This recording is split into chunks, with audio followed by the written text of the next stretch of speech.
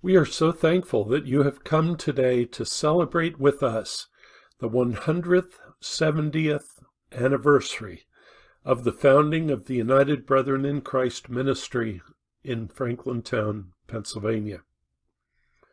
Our story begins over 250 years ago on Pentecost Sunday in Isaac Long's barn in Lancaster. A spiritual renewal movement, the Great Awakening, was sweeping through the colonies. Back then, Christians would gather in what they called great meetings in barns or out in fields to worship together and to listen to inspiring preachers. In one of those great meetings in Isaac Long's barn, two pastors of different denominations and theological orientations embraced each other with the recognition that we are brothers. And it launched a movement that crossed denominational lines to evangelize the American frontier. In 1800, this movement organized officially and became the Church of the United Brethren in Christ, with these two pastors, Otterbein and Boehm, as the first bishops. The gospel spread rapidly through the work of circuit-riding preachers on horseback who carried the gospel from community to community, organizing churches and Sunday school classes, and doing whatever they could to tell people about Christ. One of these circuit riders was John Full, who began a mission to Franklintown in 1849. Now, Franklintown was not that big of a town at that time. It was first settled in the early 1800s by William Butts and Jacob Schultz, and by 1848 there were only 12 homes in the area. Captain John Klug bought lots and constructed some houses, and the town began to grow. Captain Klug was also the contractor for the original church building. Now, John Full's life is fascinating.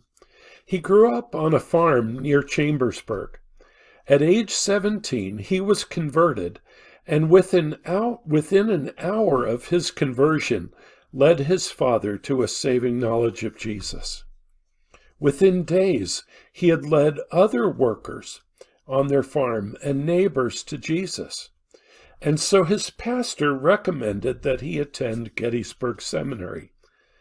However, in his autobiography, John Full wrote, "When it became apparent that this was not the place God had prepared for his child, I returned home devoted to the study of the Scriptures and the search for his perfect will for this life."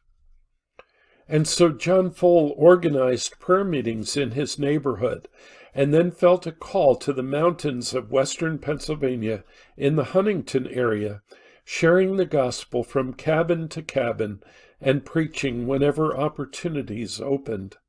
This work convinced him that God was calling him to give his life for evangelism. In his autobiography, he said, "Having tried the Spirit, I became fully convinced that this was the design of the Divine Master, that this should be my life's work." In 1836, John Full attended a United Brethren in Christ annual conference and was granted a license to preach at the age of 21. In 1847, he was assigned to the Littlestown circuit, which included 15 appointments, what we would call preaching points. And 2 years later, he began missions work in the northern part of York and Adams counties.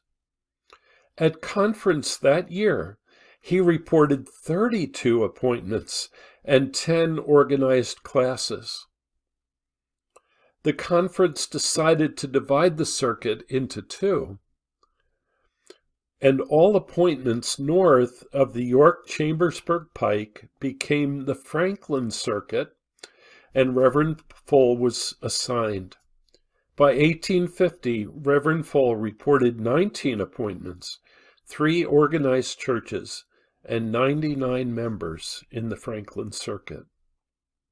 It was through this mission to northern York County that the work in Franklintown began.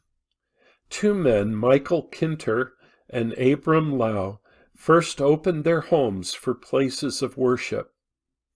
On February the 21st, 1851, the first class was organized in Franklintown.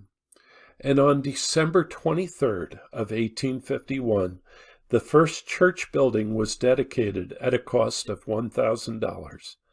It stood for many years where the parsonage is now located. In the 100th year anniversary booklet for our church, the following information was given: that this original building has been the scene of many gracious revivals and the outpouring of God's mercy. Some of these revivals went on for 6 weeks, with as many as 55 conversions. But what we need to understand is that out of the efforts of this ordinary man, with little formal education, but filled with the Spirit of God and a passion to share the gospel and establish churches, our church was founded. And it continues 170 years later, faithfully proclaiming the message of salvation. The same Spirit that empowered John Fole is here today and available to all of us. And it does not matter if you have little, no, or much education. It does not matter if you are young or old, poor or wealthy, sick or healthy, ugly or pretty, fat or skinny.